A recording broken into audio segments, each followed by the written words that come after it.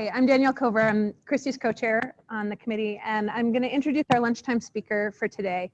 Dr. Dionne Poulton is the principal and owner of the Poulton Consulting Group.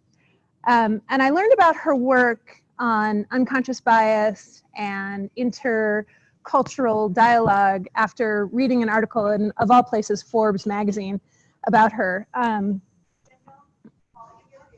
What's the volume? Hold it closer to your mouth. Closer to my mouth? Yes. Better? All right. Or talk louder. So I read this article in Forbes magazine about her. And like so many other things that I did when we were planning this, this year's symposium last summer, I emailed Christy and I said, I just read this amazing article about this amazing person, and I really want to invite her to the conference. Is that okay? And Christy, of course, said yes. See if she'll come. So in a very similar fashion, I emailed Dr. Poulton and said, hi, I'm this person and I live in Laramie and we did this conference and it's really amazing and would you come? And thankfully, it was a great conversation.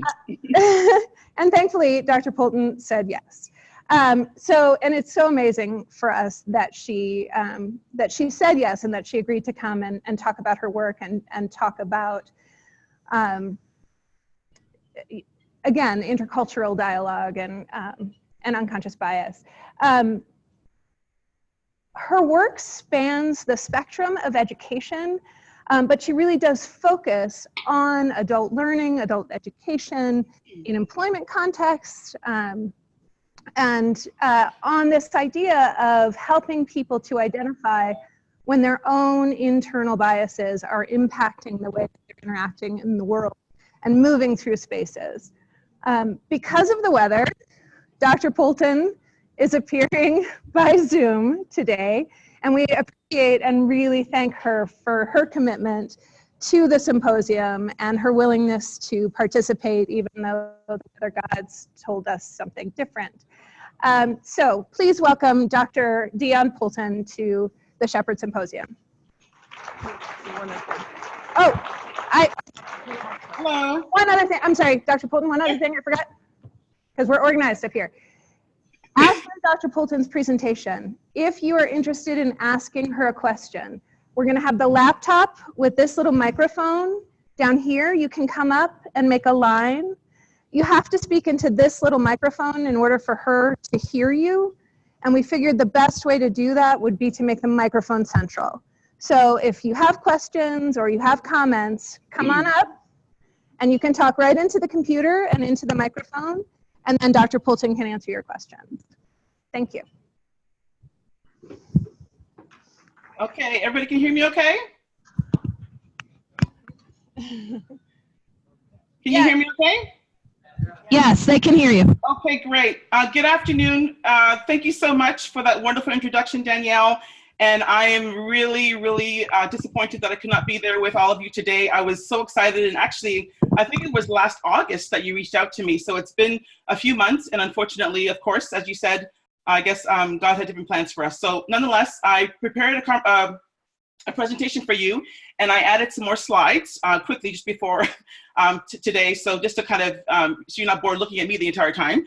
But I just wanted to, thanks again for inviting me here. I am humbled by this invitation.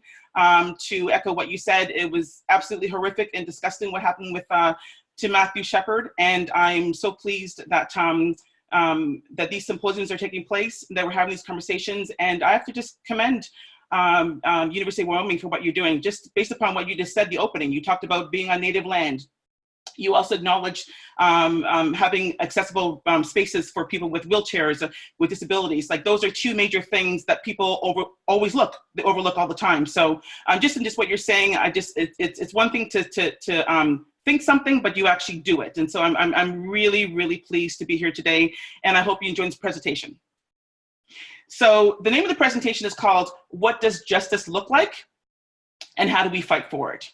And when I was contacted last year, and I really struggled with trying to figure out how to create something that was meaningful and relevant, and that kind of touched on what was happening. So I've been in this space for 20 years. And I will say that in the last few years, I have seen I've seen behavior go from being underground and kind of subtle to being blatant and just nasty. And so, so we basically moved from hatred. Hatred is no longer happenstance. Exclusionary behaviors are now excusable, and ugliness has become ubiquitous.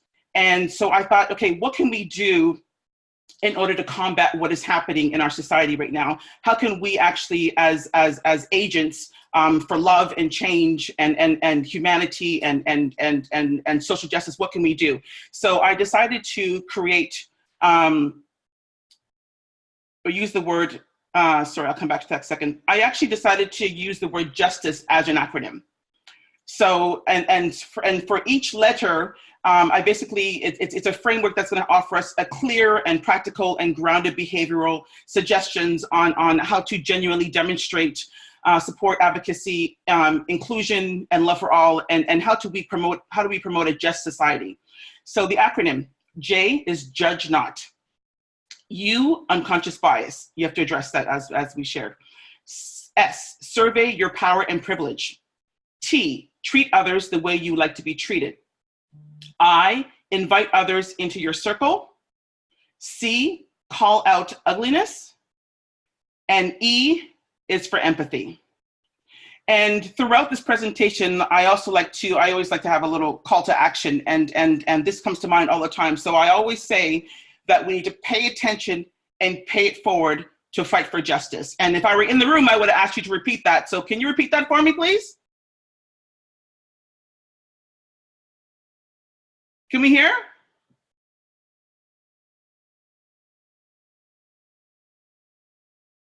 Can you hear me say pay attention, pay it forward to fight for justice?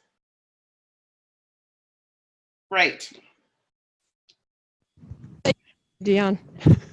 I'm sorry? They can hear you. I'm going to try to find your mic. So. It's completely, okay, no problem, thank you. Okay, so J is for judge not. So I'll be talking about unconscious bias in a second. But the judgment comes not just consciously, but also unconsciously. So I'm talking about the conscious bias for this one. And I can't see you, but I would have asked, okay, who in this room will admit that they actually have biases? And oftentimes when I do these types of trainings, people feel uncomfortable kind of admitting that they have any kind of biases or they make judgments. And I usually do an activity where you have to actually when you, okay? We lost you just a second there, but we're back.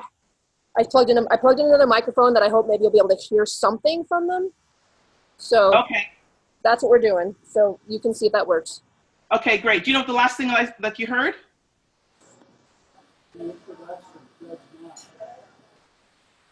Judge not, they say. Oh, okay. Oh, okay, good. Oh, we lost her. Darn it.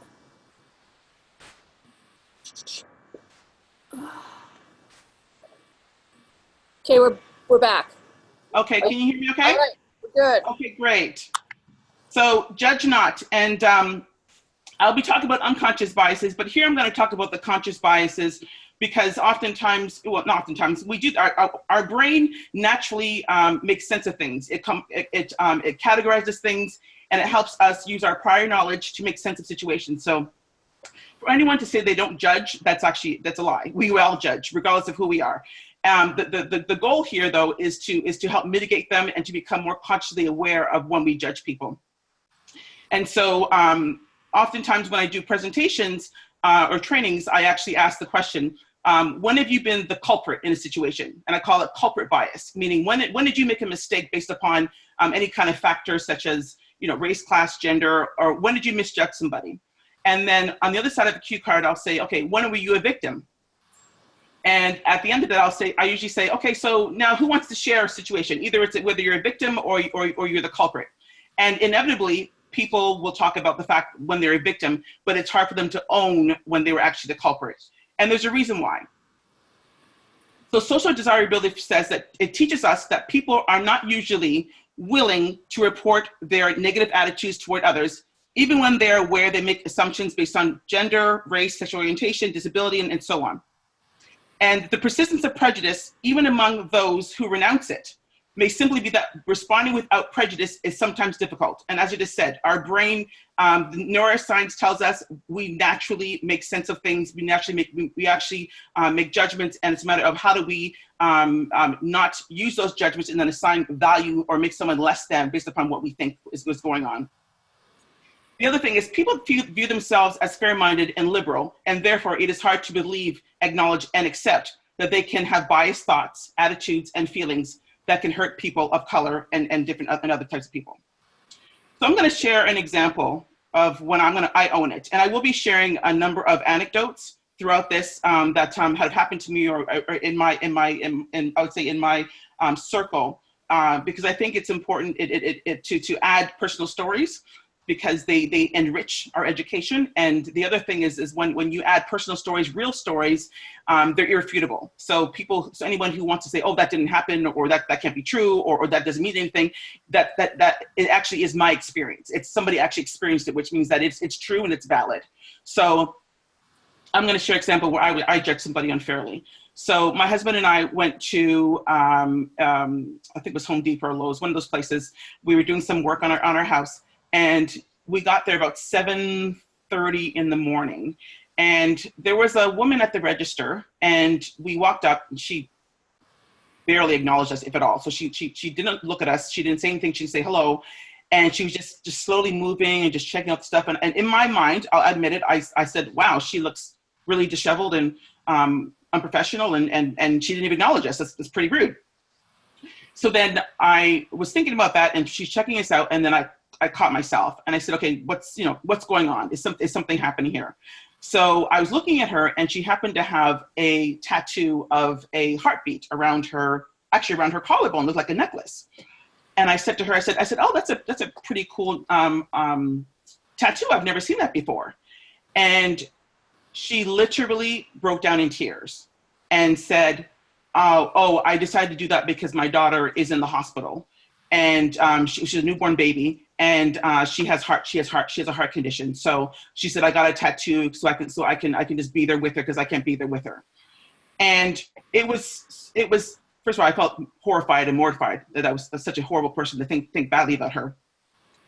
But just by asking that question, I learned about somebody being in a difficult position, and obviously a lesser position in terms of just having the quality of health and her child at that. And then moreover, she was at Home Depot or at Lowe's working at 7:30 in the morning when her daughter's in intensive care.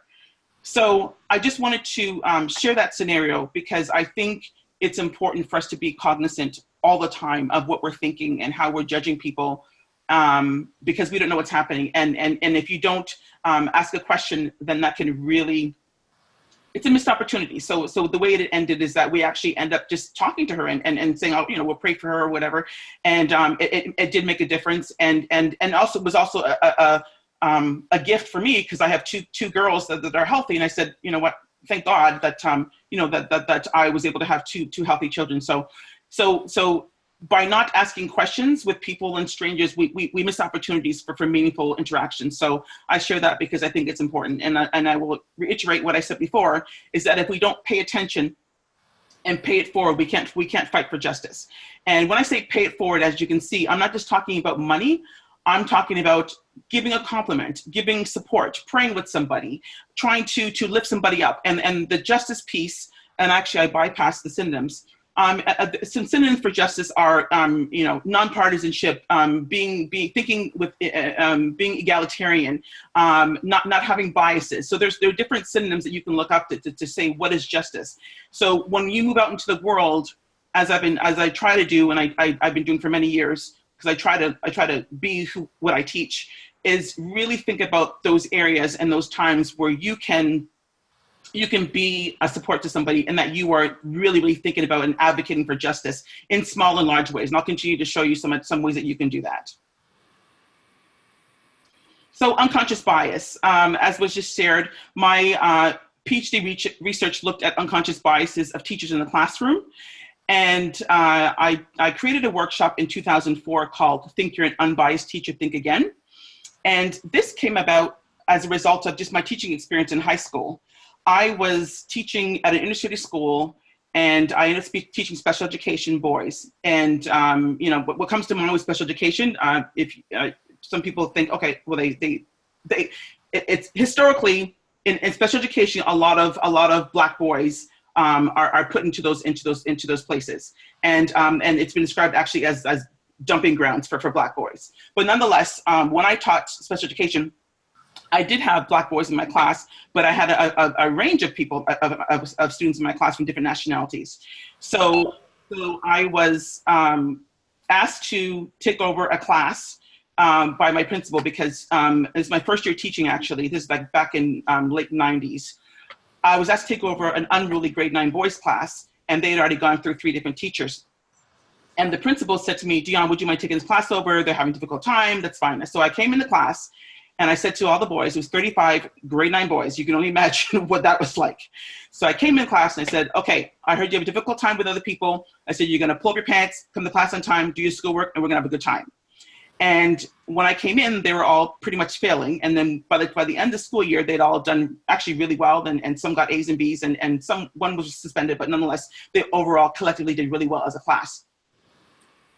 And at the end of the school year, I won Rookie of the Year. And the teacher whose last class I inherited came up to me and said to me, Dionne, you know, you're only good with those kids because you're Black and because you're pretty. So I was really shocked. So I said to her, I said, so how do you explain the fact that the Asian kids do well, the Hispanic kids do well? I said, that must be really pretty. So, but it's a really, it was an eye-opening experience, because that particular teacher, she walked with a limp and complained that because she had disability, people were actually mistreating her. And so that kind of made me think about, okay, what's going on here? Because if you experience bias and you experience quote unquote oppression, what can make somebody actually go and replicate that elsewhere? And because basically what she said to me was insulting, and it wasn't a confrontation, but I said to her, I'll say her name was Anne. I'll say, Anne, I said to Anne, do you realize what you did to me, exactly what's been happening to you? And she said, what? I said, you just deduced my training, my teaching ability, my sound teaching ability to my race and gender. And at the same time, you complain people are judging you based on your disability.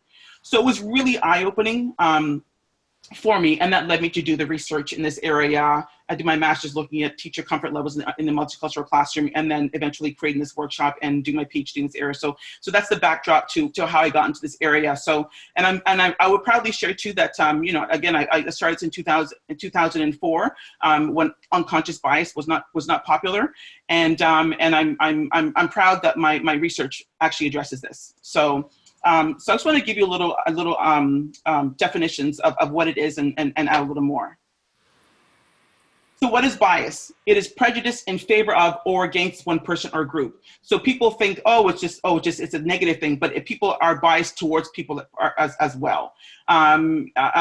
You can usually, I'll give you a second to ponder those examples. But one thing you can think of in academia, for example, there's a prejudice and there's an assumption that, for example, that students of Asian descent are automatically good at math and science. So that's a prejudice in favor of a particular group and their ability to do something. The only thing is that at any given time, our brains are receiving 11 million pieces of information. However, we can only consciously process about 40 of those pieces. So which means that the remaining 10,999,960, we rely on our subconscious, which helps us filter information by taking mental shortcuts. So that's a staggering number. Like when I learned that, I could not believe that. 11 million pieces of information at one time. So you can only imagine why we make mistakes and we get into trouble because we can only process 40 bits of information at a time. So unconscious bias basically refers to the information, attitudes, assumptions, and stereotypes that affect the way we process information subconsciously. We rely on our biases to help make sense of the world. They are ingrained and habitual thoughts that can lead to errors in how we perceive, remember, discern, and decide how to act and make decisions. So I'm going to share another example of unconscious bias. So I just shared with you that I taught special education actually it was in Toronto at an inner city school.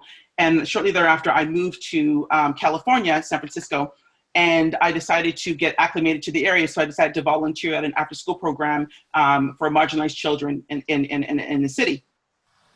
So I volunteered as a tutor, and I was sitting beside tutoring a young Black boy who was probably 7 or 8 years old, maybe under 10. And he was reading a passage, and I was sitting there looking at him, and I literally caught myself being surprised that he could actually read. Excuse me.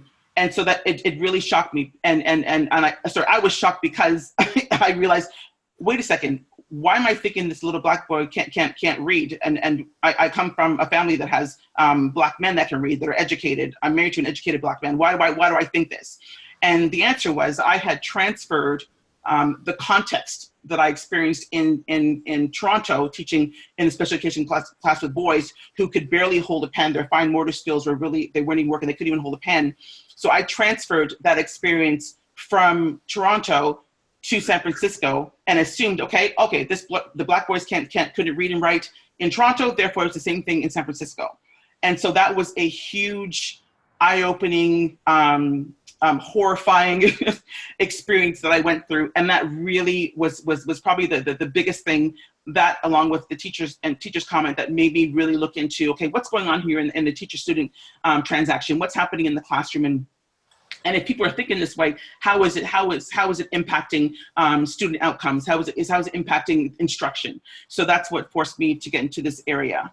And so luckily I was paying attention at the time when I was tutoring this young Black boy. And the way I paid it forward is that I didn't share with him that I was surprised, obviously, and I hope he didn't realize. But I did pay it forward by giving him compliments and saying, you're amazing. You know, you can accomplish anything. I'm so proud of you. You know, just finding a way to save face, but and naturally I will commend a child. But I got to tell you, it was a very humbling and it was a sad experience for me. But nonetheless, that's what brought me to this research in this area that I absolutely love. So in the justice acronym, so now we're at S, which is survey your power and privilege. What does this mean? Let's first define what power is. Power is the capacity or ability to direct or influence the behavior of others or the course of events. And privilege is a special right, advantage, or immunity granted or available only to a particular person or group. So I will share that these two qualities, they are not absolute and they're not permanent. It depends on where you are, the context, and also the people involved, and because these types of things are very fluid. So for example, right now I'm speaking to you, and so I have the authority, I have the power, and I have the privilege to speak to you and tell you what I think. But I can leave here in 10 minutes and be treated horribly. People not knowing my education or my background and looking at me about my race just because of who I am. So your power and your privilege is very contextual, and so it's not absolute. But we want to be aware of this as we walk into a room. And I did a training recently, and people were surprised that there were some Black men in the room who actually shared that when they walk into a room, and actually I do the same thing, or that when I walk into a room, I always look to see how many of me are in the room. And that's just, I guess I have to interrogate why, but I do know it's also like a comfort in numbers to see if there's anybody that looks like you in your room. It makes you feel more comfortable when you see yourself in a room. So, but what if you don't? So that's what you want to make sure. You want to make sure that when you come into the room that you're surveying the room, and you're making sure that that if you see somebody, that have them included. So there are different types of privilege, obviously. So we talk about white privilege, as we know, belief that that white is the cultural norm. Whiteness is right, and it's what people kind of aspire to, and it's a standard for everybody in society. And people can debate that away or whatever, but that is the case. But what I do say is, and not to shame anybody, is that privilege can be used in positive ways. And I have many white female and male friends who use their privilege who are aware of that, and they use their privilege in positive ways in order to help advance those that are in marginalized groups or who need their assistance. So because you have a privilege doesn't mean you can't use it for good. Heterosexual privilege. You know, we just talked about Matthew Shepard losing his life because he was gay and because of who he loved and who he was. So we in this society, heterosexual privilege it's a privilege, and we can't take that for granted. And so when we walk into somebody's office, you know, it's okay if you know, if I have a picture with my husband and I on the desk and there's no questions. But I have colleagues who have a partner, and someone walks in and says, "Oh, who's that?" So, you know, people should have a right to be who they are and to love who they want to love, and that's just what I believe, and that's what I preach.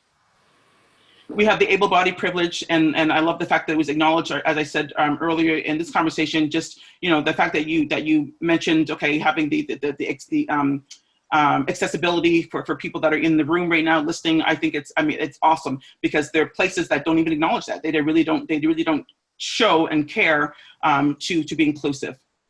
Celebrity and fame privilege. I can't speak to that. I'm neither one, but I'll give a perfect example. The Jussie Smollett case. I was horrified and disgusted by what he did. He basically exploited everything you can think of: racism, sexism, homophobia, everything you can think of.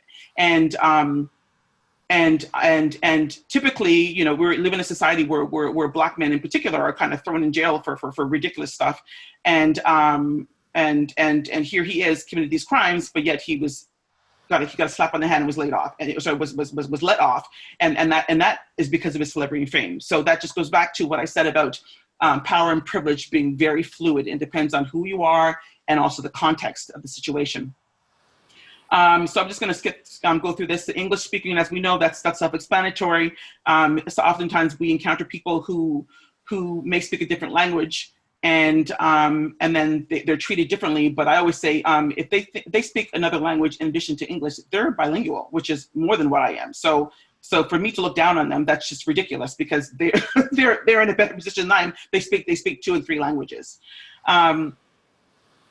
Mental health, that's another huge. I've done some work in the mental health space, and it's a real thing, you know, that people feel silenced, and they don't have the comfort to come out and just say, you know what, I have this learning disability, and not be able to share that. And sometimes there's situations where they have a learning disability and they don't want to share it with their immediate boss, but the HR department knows. But also at the same time, the boss may be kind of just saying, you know, things like, oh, you know, why are you so slow? You know, why are you? So it's a very difficult situation of have that stigma of mental illness. But we need to be cognizant of other people, and not assume that because somebody's not completing something at a particular time when we think they should complete it, it doesn't mean it does. Maybe they have a mental illness. Maybe they have something that's impacting them. So a little compassion, I think, it goes a long way. So good looks, thin people, we know that's just another privilege that people have. I mean, if we've seen, you know, what fame and what pretty people get away with, and that is a privilege that people have, unfortunately. And another thing is what I call proxy power, is people also get away with stuff, and they have power and privilege because they know people. So they're able to just, okay, I can just call this person and get off. So, you know, it's unfortunate, but that's just the way the world is, unfortunately, right now. So I wanted to talk about who are the most vulnerable, especially with respect to being victims of power, of abuse of power. Women, people of color, the LGBTQ community, persons with disabilities, as we said, immigrants, children, persons with mental illness, and new and entry-level employees. And this list is non-exhaustive, but I also want to just make the point that anyone can take advantage of the vulnerable, and so we need to understand that power and privilege has different faces, and depending on people's positions, they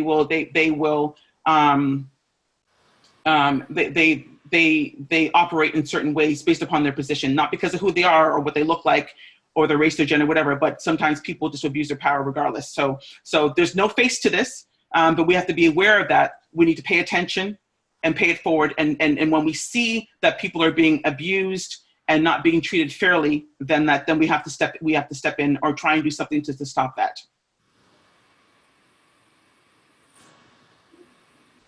So T in the acronym, treat others the way you like to be treated. So this is it's cliche, but it's the truth, and I stand by that, and I try to live by these principles, because people tend to just kind of say, oh, I'm going to just treat someone like this because I want to, but yet when they get mistreated, they don't want they don't like that. So in the case with my colleague who basically reduced my teaching ability to my race and gender, she was complaining about being mistreated, but yet what she said to me was really inflammatory, and also it wasn't very nice. It was actually very hurtful. So we have to make sure that we are aware of how we're treating people. And I kind of, for this particular piece, I decided to add an excerpt from my book. It's called, It's Not Always Racist, But Sometimes It Is. And I was going to try and paraphrase it, but I figured, you know what, I love, and I'm proud of the way I wrote this part. So, recall the dictum, respect yourself and others.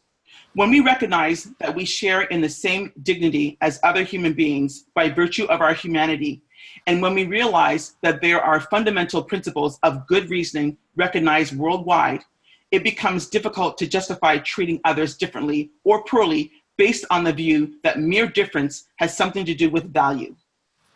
It's simply untenable to believe that some human beings as human beings are less valuable than others. So I just decided to share that excerpt because that's what I believe and who I am and what I teach and what I try to promote. We definitely need to think about how we're treating people. And I'm going to share a scenario called, I titled Invitation to a Ball, where I was mistreated. So I was invited to an annual ball by my friend of mine who is a police superintendent, and I showed up to the table, and there were probably I was the 10th person. There were nine other people at the table, and I sat down, and every single person ignored me. They wouldn't. So I said, "Oh, how you doing?" Barely acknowledged me, said nothing, and it was the most awkward, despicable, exclusionary experience I've ever had. To be honest, one of them. And I was really upset, and I was just texting and saying, okay, should I just leave? But my friend invited me, and he was actually, the superintendent, so he was in charge. And what's so interesting is he did his remarks, and the whole program went on, and then probably about 45 minutes to an hour later, he came to the table, and he goes, "Hey, Dionne, how you doing? Nice to see you. Thanks for coming." And all of a sudden, all the people at the table that I was sitting beside now started to talk to me, engage me after he left. And so I'm thinking, I was the same person 45 minutes ago, but now because someone came over, the proxy power, because someone came over, the superintendent, who's my friend, acknowledged me. Now you're going to acknowledge me, where you could just acknowledge me because I was a person that was sitting at your table. And I was so disgusted. And I shared with him what happened. He was horrified. And two of them were his colleagues. So, but I'm sharing this too, the irony, and if you just think for a second with your unconscious biases. So I said a superintendent. So what comes to mind when we think about a superintendent of policing? A superintendent in Toronto is the same as a chief of police here in the States. So what comes to mind when we think about the chief of police? Who comes to mind? So I asked that question because the superintendent friend that I'm mentioning is a Black male.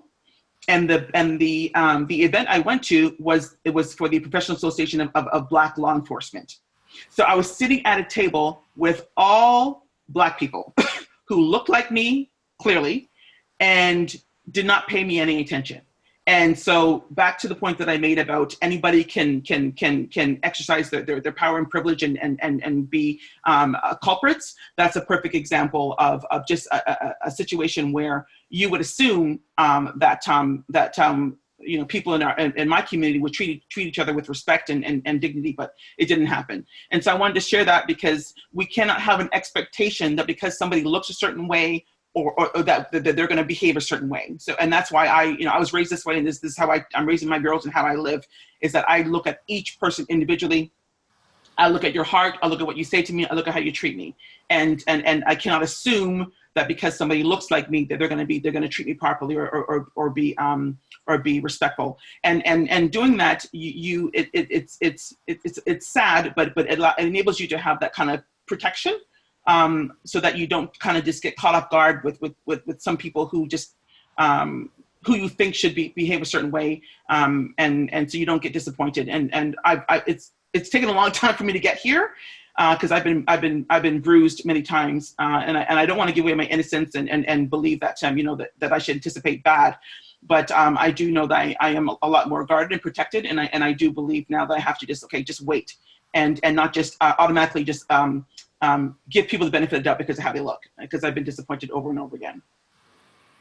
So do that back to the scenario. So had somebody just really paid attention to my discomfort at the table and paid it forward by even just having a conversation and being respectful, that would have enabled me to feel an equal at that table, which is a synonym for justice and just being an equal situation. There's no parity. I felt less than and ignored at that table, and it was disgusting, and I never went back again. So in the acronym, I stands for invite others into your circle. So I'm going to ask you this question. I actually asked this question in my book. Is your world full of lookalikes? Who are your friends? Who do you invite over for dinner? Who is your best friend? Who's your dentist, your doctor, your neighbors, your work friends? And who do you talk to on a regular basis? If all these people look the same pretty much, then you're living in a world of lookalikes. And I will have to add too, that we're in 2019 and we live in, we probably have never been more diverse than we are right now. So if your core group of people and your friends are largely monolithic, that means that to some degree you've intentionally created that space where you live in a world of lookalikes. And if we are what we espouse to be, which is of value and diversity and promoting it, then it's a good thing to kind of open up our circles and to really get to know other people and invite them in, because we have no idea what we're missing. And so to tie this to research, so I referenced Gordon Alpert's contact hypothesis as part of my theoretical framework, and he basically said that mere contact does not reduce prejudice. And for his research, he looked at people who live side by side with people of diverse cultures, and he found that it didn't matter. It didn't matter that they were side by side. What had to have was meaningful contact. They're not just, oh, that's my neighbor who's. You need to have more interactions in order for it to be meaningful, in order to reduce prejudice. So how do you do that? So for example, I love Chinese food. So where do you eat? Do you just go to Chinese food restaurants, or do you go to Chinatown? I've got a girlfriend, Bonnie. I get together with her, and she's Chinese. We go right down to Chinatown, and we eat, and we have these immersive experiences. And I learned more about the authentic food, and just getting a chance to just be in somebody else's culture instead of just consuming their culture. And it makes a huge difference. Attend a mosque, a synagogue, or a black church, or anything, any denomination, or anything that's different than what you would normally go to. It's good to actually explore. So I actually when I worked in San Francisco, when I was volunteering at that after school program, I ended up working at a private Jewish school in San Francisco. And that was incredible. It was a great experience, just learning about their traditions, their morning tefillah, which is the prayer. I mean, it was an immersive experience and an enriching experience, because and obviously just reinforced again, we are just all human. And that was one great thing that I had throughout my career that I really, really value. So the overall thing is to try and enter spaces where your exposure lasts for a period of time and with direct interactions with others. So just going into some place and come back out again, that's not going to help you with prejudice reduction. And I will add to that people think, oh, well, I'm going to just attend this workshop and I'm going to just read this book and I'm going to be fine and free of my biases. It's not going to happen. And so it's ongoing, and we have to be critically aware of what we're thinking on a regular basis. I mean, it's self-talk. It's trying to be aware and in the moment and say, okay, why am I thinking this way? Where did I learn what I learned? And how am I prejudging this person? And in the moment, if you can catch yourself, that's the best way. And I will share too that there are a lot of people. What's an example? Oh, I'll give you an example. There was about a few months ago. You may have heard the report of the reporter who the weather reporter who said Martin Luther King Day. So I listened to it over and over again, and it pretty much sounded that way. And I will say that I lived in Georgia for 14 years, and that was rhetoric that was used. They called it Martin Luther King Day, and I'm sharing that. And of course, it's up for dispute. But I think he actually said it, and I'm sharing this because we tend to make mistakes when we are preoccupied, and when we're tired, and when we're busy. Those are three instances where we rely on our subconscious, we rely on unconscious, and we make mistakes. So if you're not being conscious of what you're saying, what you're doing, and who you're talking to, and what you're saying consciously, that when you get into situations where you may be cognitively preoccupied, that's when your true beliefs come out. And so I absolutely think he said that. And research says that, that again, that's how our brain works. So, but I really think that we need to be increasing our exposure to other people, and that will in turn make us feel comfortable and be able to be more open to other people. And one thing that I love that Michelle Obama says, she said, "It is hard to hate up close." I love what First Lady Michelle Obama said there, and it's so true. The more contact we have with somebody, the less likely we'll be able to actually hate them. And I'm going to give you another anecdote. So I did a training in North Carolina a few years ago, and with teachers, and a kind of middle-aged white lady came to me afterwards. Sorry, I'll say in the beginning, she kind of sat back with her arms crossed and was just like very closed and just didn't. I wasn't getting anything from her. By the end of the workshop, she came to me and she waited till everybody left, and then she just broke down in tears. And we had a conversation heart to heart, and she said, I feel really guilty because she was raised as a skinhead. She's married to a skinhead, and yet she was teaching in a school with a lot of diverse students. And so she shared that she had this it's like a disorienting dilemma, because here she is thinking, okay, I was raised this way, and I'm living in this world, but yet I'm going to work, and I'm having these enriching, amazing experiences with children that don't look like me. So how can she reconcile the two? So we just had that kind of conversation, and then she shared a scenario where her two kids were younger, and they would be sent to her mother-in-law's or her husband's mother's house, and she said she did not want her daughters to be raised the same way that she was. So she asked the question of me. She said, "What do you think I should do?" Because she said every time the kids go to the grandmother's house, they would be learning all these kind of nasty words and ways of thinking, and kind of unraveling what she was trying to kind of secretly promote. I don't know how she was able to do that, because she was married to someone who was openly a skinhead and didn't believe in diversity. And so we know that mentality. So then she said to me, "What do you think I should do?" And I said, "I think you should just, our job, I think, first of all, is to protect our children, but I'm not going to tell you what to do." I said, "I think you should follow your heart and decide what you think is best." And about, I think it was almost a year later, she sent me an email and said, "Thank you so much." And she said she finally found the courage to actually leave her husband, because she recognized that she was living in two different worlds. And again, you can't hate up close. So she was getting all these experiences through her job that made her realize, what I was thinking was not the right thing. So I thought that was just a beautiful thing that happened. And so yeah. So I think if we increase our exposure, then I think love has a chance to win. So I've already said that. So in justice, the C is for call out ugliness. And I know that not everybody has the same kind of voice. Like, as you can tell, I can speak, and I'm not afraid to acknowledge things when they come up. But some people don't have that, and there's nothing wrong with that. We're all diverse. We have different ways of expressing ourselves and handling situations. But it's important when we witness stuff to actually address it in some way. So people call things out differently. So some of us are vocal, as I said.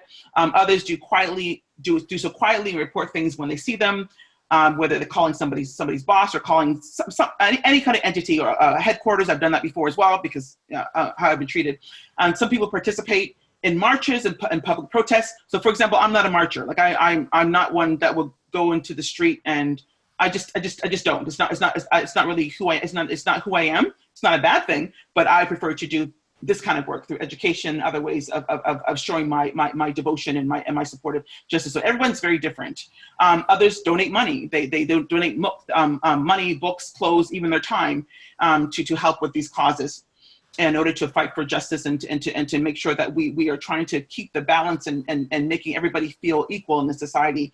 And then also volunteers in shelters and schools for underprivileged kids, as I did when I went to San Francisco and encountering that young Black boy that unfairly judged. So so we just all can find a way to use our voice and our actions to promote justice. And we're all different, and no one should be shamed for not speaking up at a moment. I've had situations where people said, well, I don't know how to say anything when something happens. I said, that's okay. And they get upset. And I said, well, there's a way you can actually come back after the fact and address it. You don't necessarily have to be in the moment. And sometimes it actually adds to more confrontation if you address something in the moment. So it depends on it. But nonetheless, do things within your comfort level. So I'm going to share another anecdote. So I was I chose not to be open for this particular situation, but my husband and my two kids were on a road trip, and we stopped off in Ohio, and we sat there and we're eating at a fast food place, and the manager, she was just like, I don't believe in public humiliation. She was just screaming at this young man, why did you mop the floor like this? And why didn't you do this? And it was absolutely despicable. And here I have my two children watching this. And I wanted to say something, but I chose not to because it was a weird situation. I can tell that she was very comfortable in her power and exercising her power. So, and I didn't want to put the young man in a position. So we left, and I sat in the car and I called headquarters right away. And I said of the fast food place, and I said, I just witnessed this happened in here. This was said. And I gave them the store number, and they said, you know what, we're going to immediately look into this, and they'll get back to me. And they did get back to me. And so that's an example of, even though I'm very vocal, I chose not to say things in the moment. I just, of course, it's a case-by-case basis. I wanted to make sure that I addressed it, but I didn't do so in the moment because I didn't want to kind of exacerbate the situation and make that young man feel even worse than what was happening, because he was in a very difficult position, a very awful power dynamic that was going on. It was actually pretty disgusting to see that, and disappointing. And I had to actually explain to my kids after the fact what they watched. And I guess it was a teachable moment, but it was not a nice thing at all. Not a nice thing at all. So the last letter is E for empathy. So I think that's just a common thread through my presentation. What I've been saying is we need to be practicing more empathy, and empathy is the ability to understand and share the feelings of another person or group. And it's just simple. It's just taking a second and saying, you know what, I'm going to, just because that person is just human, I'm going to try and put myself in their shoes and try and figure out, okay, how can I understand them? How can I help if I can do so? So when someone says to me in my presence, when they say I have nothing in common with that person, I stop them there. There are three things we all have in common. Number one, everyone has been born to a mother. So that's we can share those narratives. You can talk about, who's your birth mother? And sometimes we're not with our birth mothers, or sometimes we've been adopted, and we have different situations, but nonetheless, we all were birthed by a woman and by a mother. So that's a good starting place. We have that in common.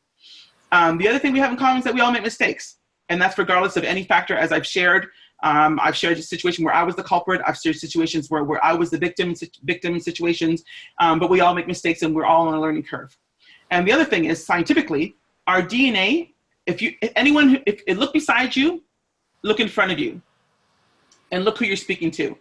We all have 99% DNA in common.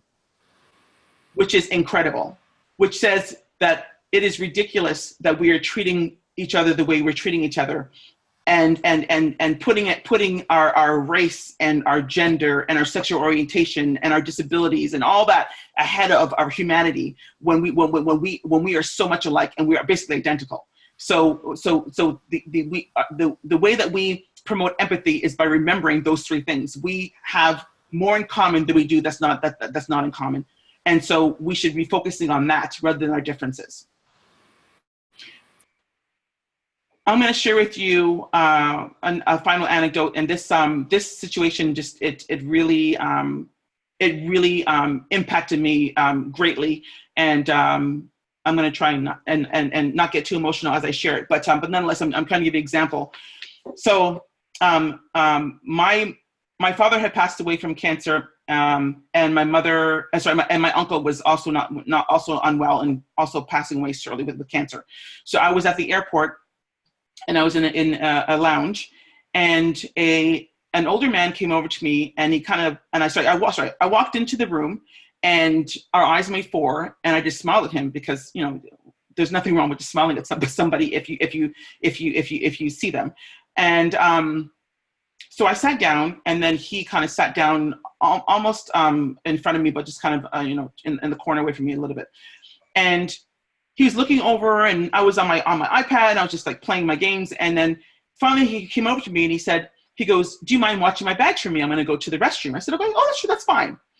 So he went to the restroom and then came back and didn't look at me, didn't acknowledge me, didn't say thank you. And I said, that's weird. And then, so I just kept looking at my games. And then about 5 minutes later, he looked at me and he said, "Do you mind if I sit here for a second?" I said, "Fine." So he ended up sitting down beside me, and he said to me, and it always chokes me up. He said, "You were the first person to smile at me today."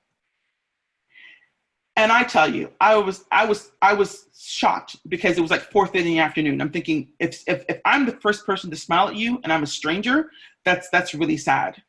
And so I said to him, I said, I'm shocked. I said that I'm the first person, but I'm honored that I can smile at you and be there with you. And then out of nowhere, he said to me, he goes, "I'm dying from cancer."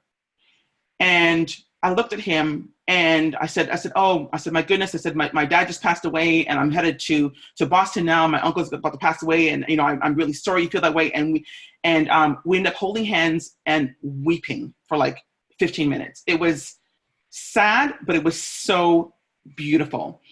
And he got up and he goes, "Okay, I have to go to my flight." And he got up and he took about 15 steps away, and then stopped and looked back at me.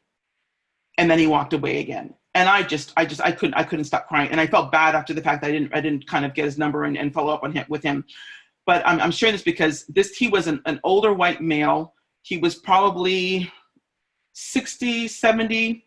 And I say older in parentheses. But I'm sharing that because had I not smiled at him when I walked in and just did the normal, natural thing, because it's unnatural to be in the same room with somebody and walk past somebody and not say hello. But had I not done that, I would not have had that beautiful experience with him. And while I think that he said my smile helped him, he also helped me. He helped me actually kind of just deal with issues that I've been dealing with for a while and I had not even addressed it. So I'm just sharing that.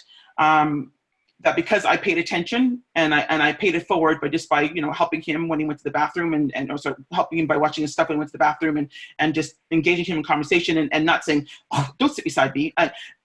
That is the way that I was able to help him feel human. And waiting until 4:30 in the afternoon for a smile was just heartbreaking, really heartbreaking. So I just want to recap my presentation again. So how do we fight for justice? Judge not, look at unconscious biases, survey your power and privilege, treat others the way you like to be treated, invite others into your circle, call out ugliness, and show empathy. I hope you've learned something today. Thank you so much for allowing me to present to you today.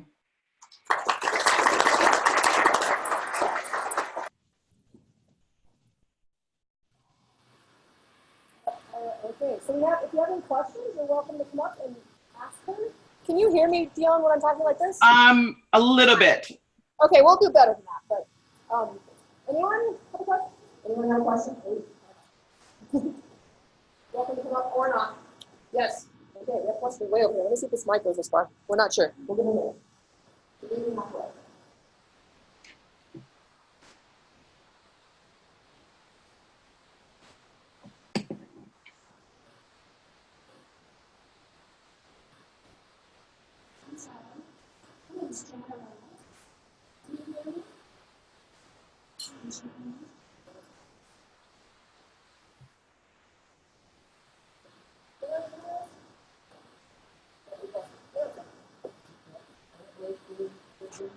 I thought we had the other mic working. Just a minute here. Let me No swap problem. my mic. Let me swap my mic. Probably swipe out the microphone too. We do that every time. Okay. How about now? I can hear you perfectly. Can you hear us? Yes. No. Thank you. That's a no because that was the wrong one. Okay. Okay, can you hear us now? I can hear you. Yes. I just want to thank, my name is Jana Rennick, and I wanted to thank you for speaking today. It seemed like you were going through things that I hadn't seen addressed at these conferences before, and I really appreciate you confronting all kinds of discrimination and how we treat one another or speak to one another in different groups, or how we perceive people. And I think that you mentioned different groups outside of just transgender or homosexual or African American or any people of color. You mentioned people of disabilities. You mentioned people of different cultures. I really appreciate that you were able to look at it. You put it in a perspective that allowed me to see or understand. I'm sorry, I'm having difficulty hearing. But you, as a speaker, you seem to understand, to comprehend how others might think or feel, and helping us to come together or able to see one another, that you were able to put it a whole bunch of different categories that really created respect for you. And I really appreciate you speaking. I know it must have been an uncomfortable situation to speak off the internet. So thank you so much. Oh, my pleasure. Thank you for your comments. I appreciate that. And yes, I'm used to just being around people and seeing the faces and being more interactive. So, but I so appreciate your comments, and I'm glad that what I said today, something I said today, was meaningful. Anyone else want to come up and ask her a question or make a comment? You still have a very engaged audience here, just so that you know. I know it's tough to tell. There's a lot of people. Okay, that's good. It's like crickets, I'm sure, to you, but they're staring at me, so clearly that's, a good sign. Nobody else, and there's one thing that you should know is we have a lot of middle school kids here who come over from our lab school, a bunch of middle school kids. So okay. Yeah, so that was fun for them. Oh, that's great. Okay, come up here. We got a question from one of them. Wonderful. Yeah. Yeah, can you see, if we do this, can you see see I can see him. Okay, here, so here, let me show you what you look like, and then you can see her there. Hang on a second. Hello. Hello. There. So there's you, and you're talking to her, okay? Right. So make sure she hears that one. Is there a certain way you like to approach social justice? A certain way? I think it's pretty much, I believe in leading with love all the time, and it sounds cliche, but I think it's just the presentation in general. What I was saying is that I think it's just important for us to be aware of our social interactions, what we're saying, what we're doing, who's getting who's getting more attention than others, who speaks more than others, whose voice we validating more.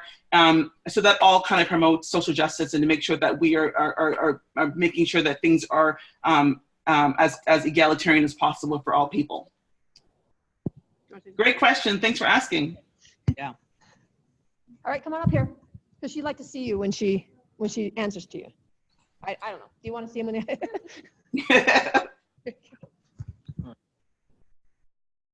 Hi there. Turn it off.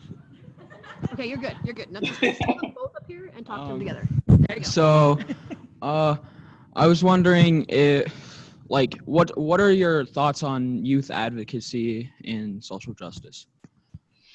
You know what? I firmly believe in that. I think that the youth, you are the next generation, and I have a 15-year-old and a 12-year-old, and while I'm in diversity, so I have a different, I kind of believe in and promote diversity, but I see the younger generation as not having the hang-ups that the older people have, us older people have.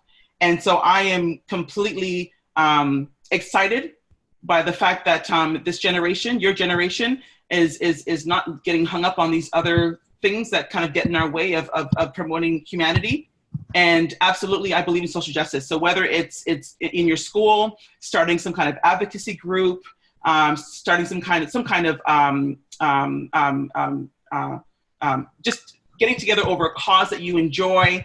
If you see there's an issue happening in the school, you approach administration, you say, you know what, this is a gap that's happening that we don't see, that these people are being served. How can we actually make that better? So I attended a meeting, for example, at a high school, and it was discovered that the all gender bathroom was way in the back of the school, and it was filthy.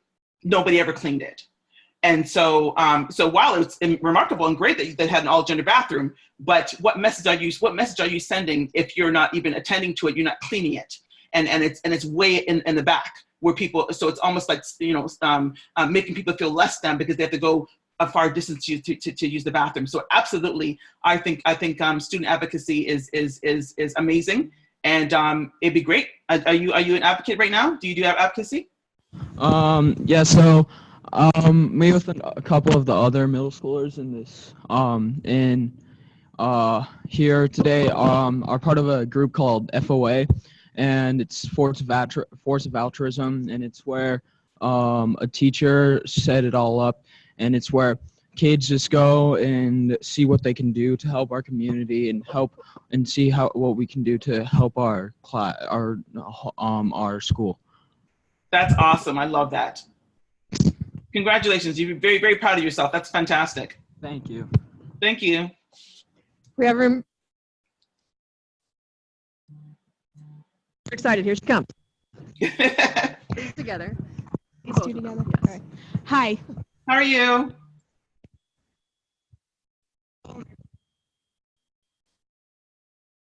School. We are working. Oh, can she hear me? I'm sorry, I couldn't hear you. No, you can. How about now? Can you hear me? Yes, I can. Okay. So at our school, we are working on getting some extra support for kids that are either questioning or know that they are, LGBT, which is actually really cool, but it's going to be pretty hard to get, which is very agitating. So do you think that if that is what a school wants to get, should they be able to get it easier, or should it, just kind of be the way it is? So are you saying that if someone is questioning and transitioning, are you saying that there should be support in the school for that? Yeah. Absolutely. I firmly believe that. And I mean, we're now living at times where people are not just, it's beyond the binary. It's not just, male, female. Some people are non-binary, they're transgender. Some of them they have the they pronoun. So absolutely, I think to get with the times, that definitely schools should be addressing this and providing a space where kids and students can actually get support Absolutely. And sometimes, and I've done a little research in this area, and I know that a lot of kids in these communities, in the LGBT community, they're ostracized by their families, and they don't get the support at home. So if they're at school, at least the school can be a safe space for them to get some comfort and be able to help with the transition and just the questioning of who they are.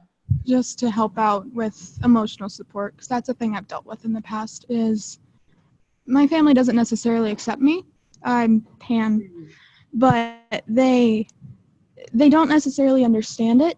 And I have a lot of very accepting friends who are waving in the background right now. Awesome. Who have definitely helped me through a lot of depressed states that I couldn't necessarily get at my school or at home.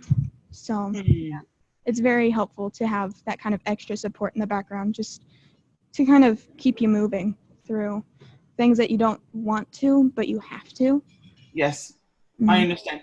And I want to applaud your courage for sharing that. Thank you so much.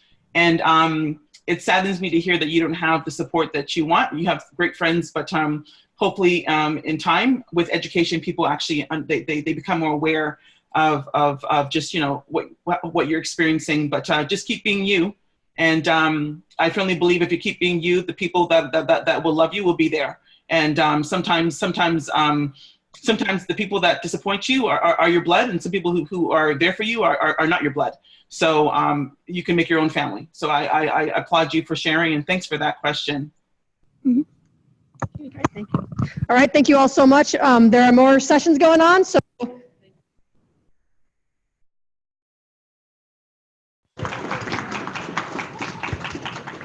Thanks, Dionne. They were applauding. Oh, thank you so much.